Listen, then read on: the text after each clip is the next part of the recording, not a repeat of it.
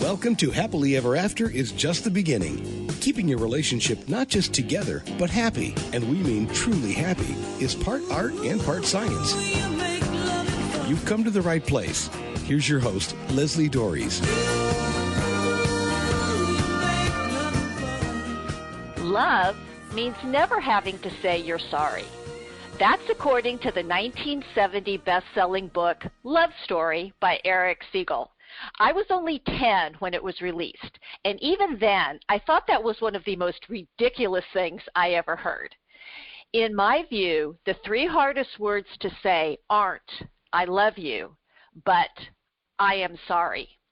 There is so much baggage and misunderstanding when it comes to apologizing. It's no wonder it's easier to adopt that slogan from so long ago. But not being able to give and receive apologies is a critical mistake for your relationship. And learning how to do it well can make your relationship stronger and more likely to last, which is why I'm really excited to talk to today's guests. Andrew Blackwood is a coach, speaker, and the author of The Art of a Genuine Apology, Bringing Healing to Your Most Significant Relationships. So, Andrew, thanks for coming on the show and talking about what is a seemingly really tough topic, although I'm not sure it should be. Yeah, I agree. It should not be, but, it actually makes sense why it is. Anything that's really, really valuable is usually quite challenging and worthy of our intention and all of it. It takes effort. Right. So, apologies are so incredibly powerful. I remember my sister back in college had she was injured and she went to the university where she was on the crew team and she got injured and she went to the university and all she wanted from them was an apology, and she couldn't get it, so she ended up suing them. So it was kind of like, well, okay. So what is it that makes apologizing so incredibly difficult? There are several things that make an apology difficult. One of them, it's you mentioned baggage. Baggage goes back to our childhood and can be there for generations. But most people haven't seen an effective, meaningful, healing apology offered during their childhood.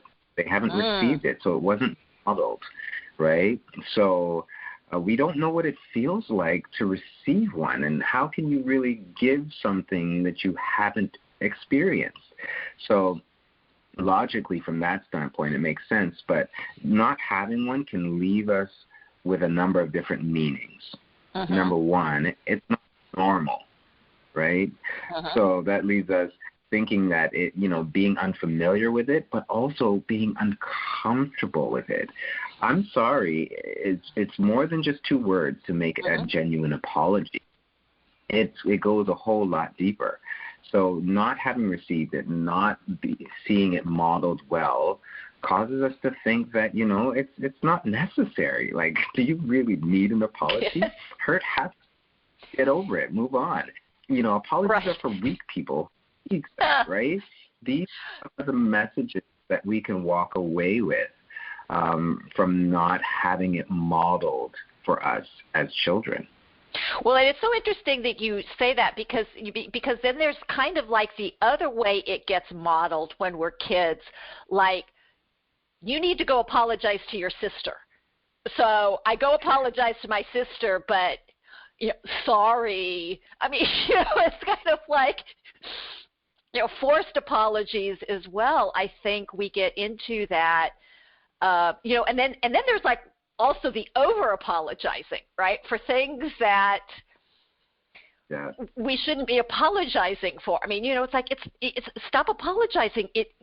It wasn't, you didn't do anything. So I think, do we get caught up in even what a definition of an apology is?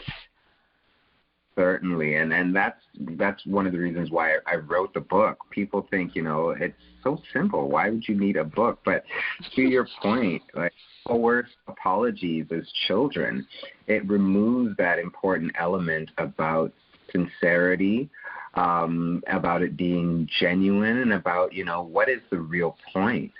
So a lot of times when we force children to apologize, number one, they're not sorry. Right. I hit her again, right? So okay, whatever. Exactly. So it's down to the roots of our apologies. They genuinely are not sincere when they're forced, right? So that's definitely an important part. And then I'm a Canadian, and one of the things that most Canadians are known for is being uber polite, like but there are different levels to apologies, right? The basic and most common ones, they're more about courtesy. It is about being polite. Oh, I'm sorry, I stepped in front of you, Oh, I'm sorry, were you going to, was this your spot in the line? That is not the kind of apology that we're talking about. Right.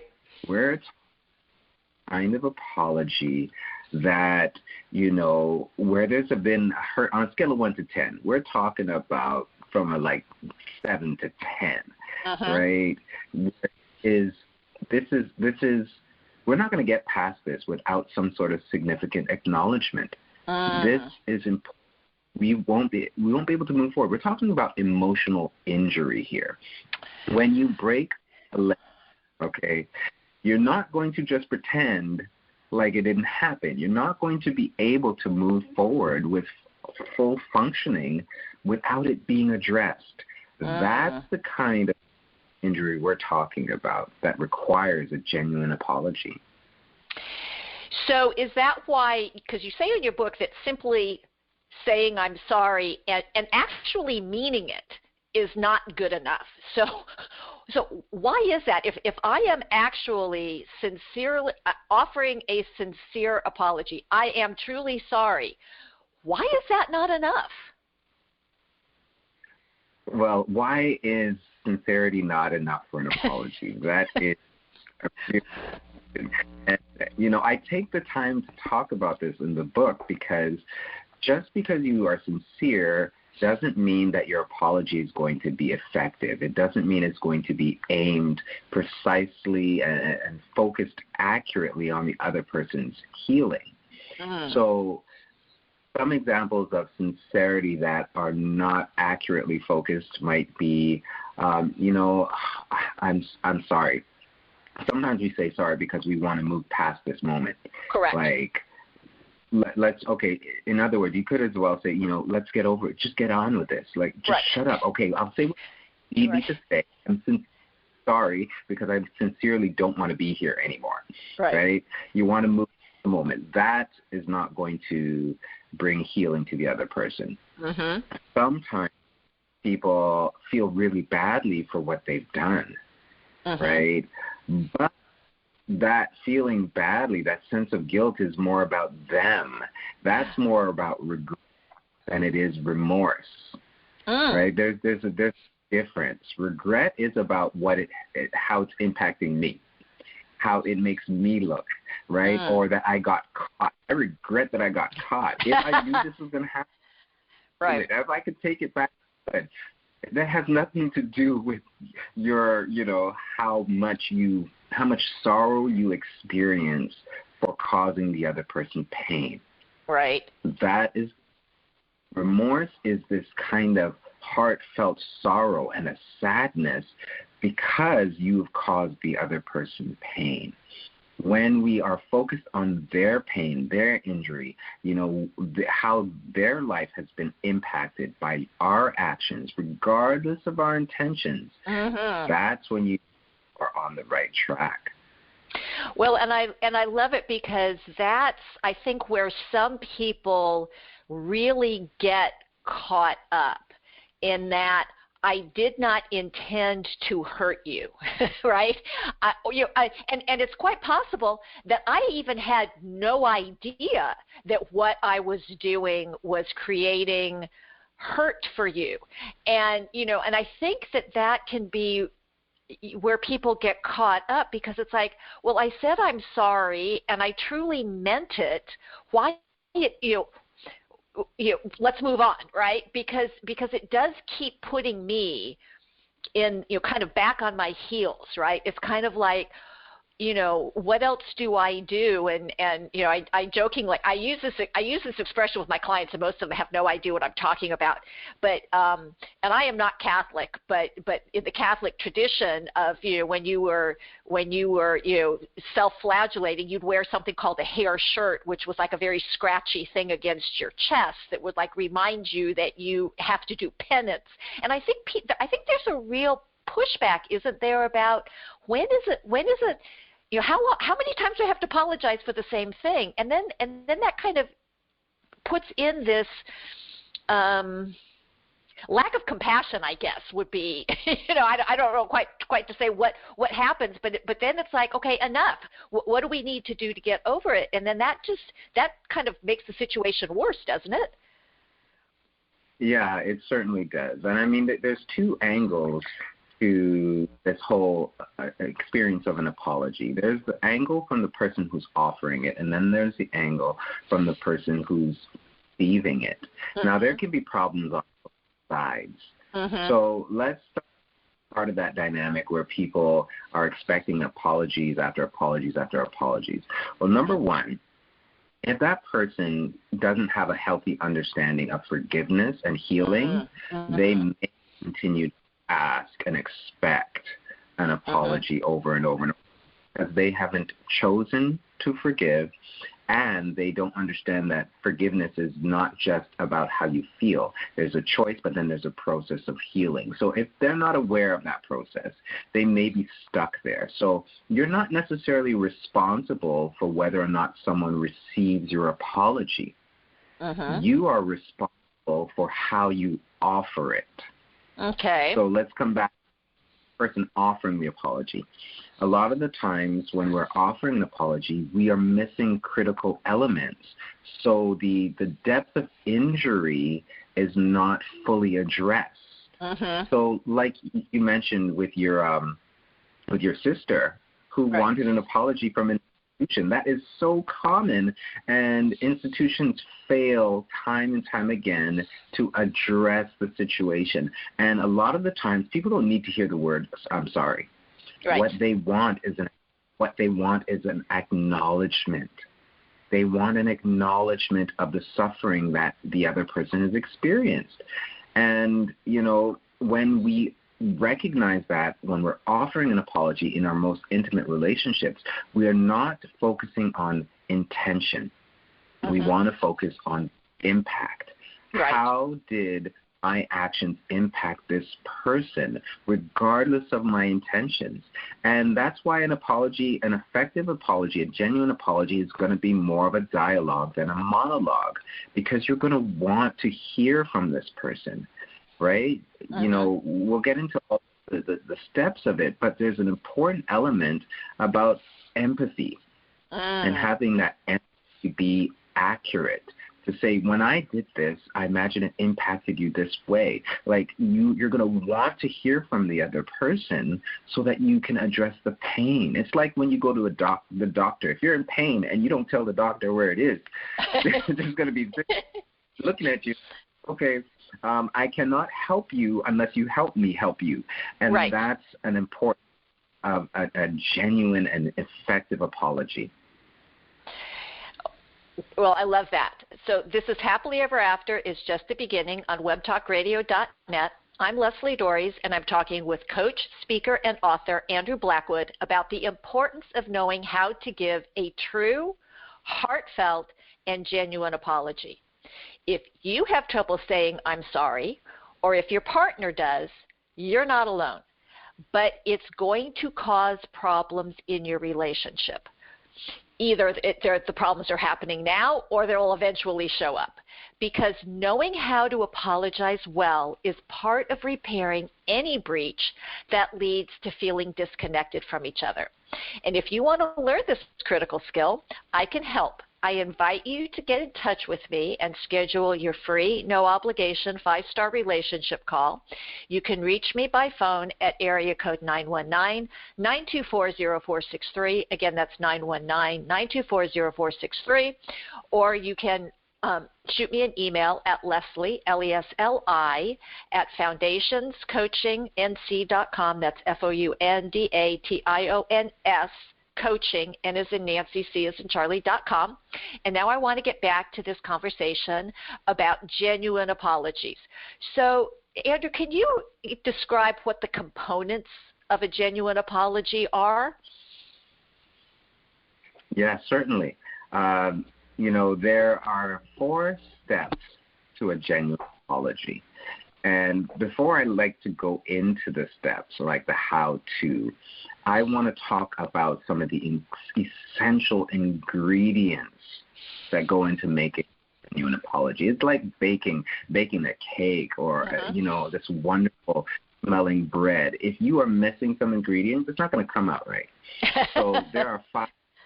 It's true. Mm-hmm. There are 5 core values woven into a genuine apology. Number 1 is humility. Mm-hmm. If your apology doesn't begin and isn't flavored with a humility all the way through, it's going to miss the mark for sure, right? Mm-hmm. Those flipped apologies. Well, I'm so sorry. You can't even get the words out, right? Right. I'm sorry if anybody was hurt by what I did. That's not humility. No, definitely not. There's a whole chapter dedicated to what not to do in the book. But I'm sorry that all of those extensions, all of those add-ons, they're not good. They don't help. I also talk a little bit about, explanations and why explanations are so damaging if offered in an apology. So we don't want to leave those things out. And humility is not the same as humiliation. Right. Okay. Humility is about this recognition that I'm not perfect and I don't do everything right. And in this instance, my imperfect humanity really showed up. And I can handle acknowledging that. And I can expose this part of myself, which is one of the core values as well, vulnerability. Being vulnerable. Being vulnerable is a really important part about offering a genuine apology, because we're not perfect, but sometimes it's difficult to acknowledge where we've gone wrong. And that's really important. How can we grow unless we're like, oh, no, I took the wrong road. I made the wrong turn here. If you don't do that, how are you going to get to your destination? It's just not going to work. So humility is important. Vulnerability is important. But then there's also what I call, what the world, I think, on a larger scale is really coming to terms with these days is empathy. It's so important to be able to feel on some degree what someone else is feeling and to value what they feel, right? That's the difference between pity and empathy. Pity is where you just, oh, I'm sorry. I'm sorry for you. Oh, it must be so difficult for you. Well, but Andrew, you shouldn't feel that way. I didn't mean it. Get over it. It's like, right? That people really do often minimize other people's experiences because they're not empathizing.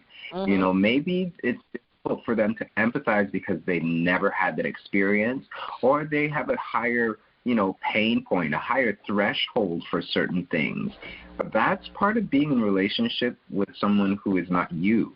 Sometimes we forget that different people, about different things. So being able to empathize is really to say, okay, I imagine you felt this way. You know what? I think I've felt that way before in a different situation. So I can see, I get it, right? That's the whole empathy piece that's often lacking. And then there is responsibility. Responsibility is critical in a genuine apology. If you are not taking responsibility, well, let me backtrack. If you are not responsible, then apology is not appropriate. And that's where a lot of people have trouble, because they don't believe they're responsible. So why are they apologizing? Right? Sometimes they don't feel responsible because they are justified because something was done to them first. Right? So, and that's part of the humility part. Just because someone did something to you first doesn't mean that your actions are justified. You get to decide, is this how I want to be? Is this who I want to be? And if it's not in keeping, if your actions in the past are not in keeping with who you want to be as a person, then you have something to apologize for. Then you have something to take responsibility for. And then you can actually move to this critical ingredient. This is what's missing in most apologies, and that's why they don't go the distance. Accountability. Okay. Saying sorry is not enough. Like, you can be sorry as much as you want, but if you don't take steps to ensure as best as possible this thing is not going to happen again, then this is the recipe for disaster. That's what this is. It's going to happen again and again and again and again, which is why the 4 steps are really, really they're really, really critical, because if one of the 4 steps are missing, your apology is not going to live on. There's this acronym that is, I call the LIVE formula, and that contains the 4 steps. You want me to dive into the 4 steps? Please. All right. So the 4 steps, they, again, you will hear and you will see as you use them the core values that are woven into them. So number 1, L, you want to list and label specifically what you're apologizing for. If it's not clear, it won't meet the need. It won't go the distance. So you want to be very specific about the behavior that you're apologizing for. People often don't apologize because there's a sequence of events. And when they apologize, they believe they're taking responsibility for everything. No, that's not good. That's not good for you, not good for the other person. You want to be very specific for your contribution to the dynamic or the situation. And that will help you and will help the other person. Number 2, the I, that's where you want to imagine the impact of your action, your contribution, your tone of voice, your timing, regardless of your intention, you want to imagine the impact. You want to be able to label the impact, the emotional impact. How did this person feel when this happened, or when they discovered this? Or what was the impact on their life the next day, the next month, the next year as a result of what you did? What did that person lose, right? What did it cost them? So whenever there's hurt, there's loss. And whenever there's loss, there is grieving, right? What is the person grieving? What did your actions take from this person, regardless of your intention? So that's the I. The V, this is steps that people don't get because it wasn't modeled. You want to verbalize a commitment to a plan of action. Okay. This requires you to do some reflection and revisit the situation. What led me to do what I did? Yep. You know, not just this person did something to you. No, you had a choice. You had a choice to how to respond. Maybe you weren't being thoughtful. Maybe you were tired. Maybe for generations this kind of stuff has happened in your family and you didn't even realize, right? So whatever it is, you get to take that and think about it. Now, you do not explain this to the person in your apology, because an explanation is going to sound like an excuse 99% of the time. Right. The explanation is you. You get to understand you. You get to revisit the sequence of events so you can say, this is what I can do differently. Oh, this is how I was thinking. This is what I believed at that point in time. And you reconcile that with yourself so that you can create a plan to say, moving forward, this is what I'm going to do differently. That's where accountability is woven into the apology. So you can say, you know what, moving forward, this is what I'm going to do. I'm making a commitment to you that I'm going to do something different. And this is what I'm going to do, because that's where credibility starts to be rebuilt. And then we move into the 4th step. The most vulnerable of them all is where you extend an invitation for somebody to give you some feedback about your apology. Wow. Yeah. Well, I mean, and it's interesting because it's interesting as you're talking about this. I have worked with many couples where infidelity or some form of betrayal has been present, and I tell people you have to really own your behavior, and it's really hard. And the person who decides when the apology is enough is the person who's been hurt. And there's a whole lot of pushback around that because it really is. It's that accountability piece. It's, what did I do? Why did I do it? What am I going to do differently? And, and that's one of the things where in order for somebody to rebuild trust, there has to be a change in behavior. And, it's sort of like going back to the Catholics. It's like, well, you go and confess the same sin every Sunday and you're given, 3 Hail Marys and go and sin no more. But then next week you're coming back. It's like, so you're not really sorry, right? If the behavior doesn't change, it kind of voids the apology, doesn't it? I would say it ruins it. It makes it more harmful than it is healing. And, to every person's credit who has apologized and they've meant it, but they find themselves doing the same thing again, the way I see it is the road to healing and change is paved with understanding. Okay. You can be as sorry as you want, but if you do not understand how and why you do what you do, which is often as a result of trauma or unaddressed or unresolved issues, if you do not understand what moves you to do something that is hurting someone else over and over and over again, apologizing isn't the solution. It's going to keep until you understand you, until you experience a degree of healing and growth, then the same patterns are going to wreak havoc in your life and in your relationships. So that's why that step, it's a 2-part step. You want to look at the sequence of events, and then you want to understand how you made the choice that you made so that you can be intentional about doing something different in the future. Yeah, it is critically important. So what are some things to look out for either when giving an apology or receiving a genuine apology? I definitely think all of those pieces that we talked about, those core values, get familiar with them, look for them. The steps, I would say look for those. But I want to differentiate the difference between a genuine apology and reconciliation. Okay. Because, as well as forgiveness, because a lot of people think all 3 of them, it's like a package deal, and they're all the same thing. Very. So a lot of people, when they, the way I see it, a genuine apology is a bridge from forgiveness to reconciliation. Okay. And when people think that reconciliation and apology and forgiveness are the same, the expectations are just not fair. They're not appropriate. So if you are wanting reconciliation, that's more than just an acknowledgement of the other person's, responsibility, right? You're taking responsibility, right? You care about how it impacted me, great. But where do we go from here? That's a different one, which is why you want to look for the person's degree of understanding about themselves.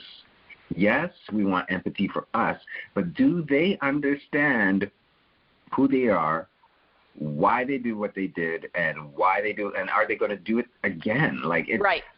They say promise is comfort to a fool. I say the promise without a plan is comfort to a fool. Promise without understanding why they did what they did, that's comfort to a fool. Right? So we want to, what's your level of understanding? And we want to see, are you taking initiative? Yeah, it's one thing to take responsibility, but it's another thing to take action. Where you are initiating some sort of process for yourself where you can say, okay, this is what I did. It's not paying penance, okay? No. This is not like, just about guilt. This is about change. Right. Are you going to the book? Are you going to get some help, formal help?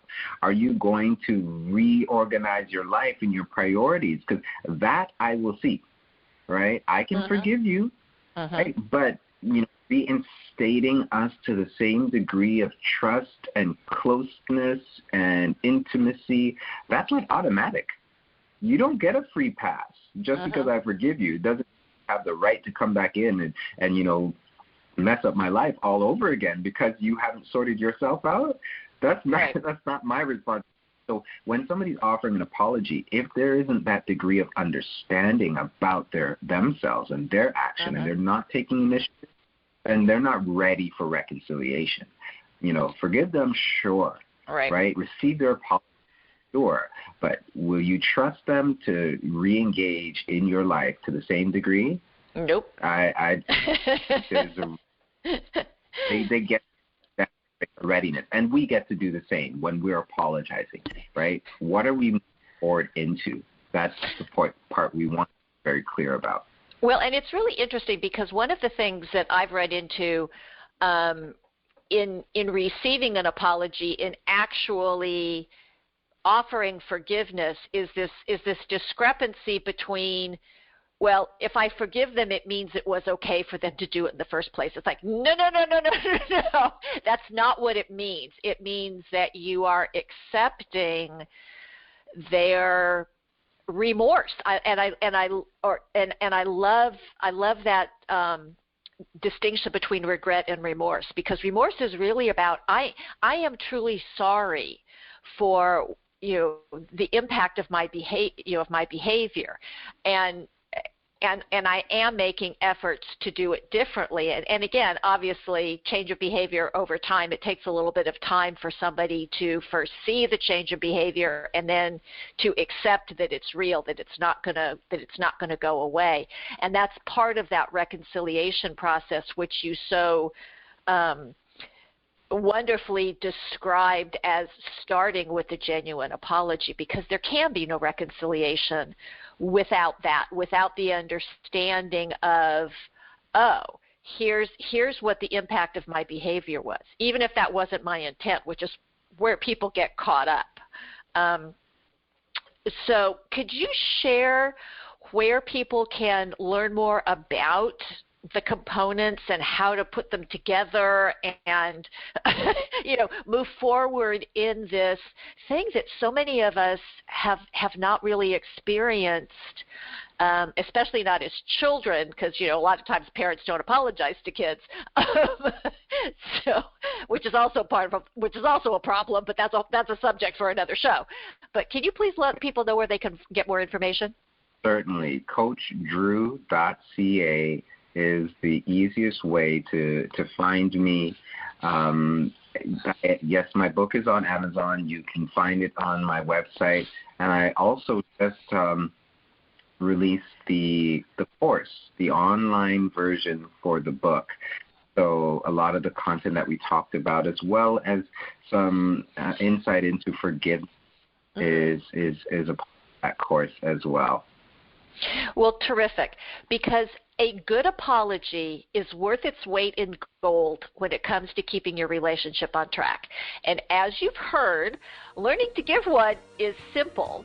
Only you can decide how easy it will be. And so the question I have is what needs to happen for you to get started. And I hope one of the things that you'll keep doing is to keep listening to this show. And until next week, stay loving.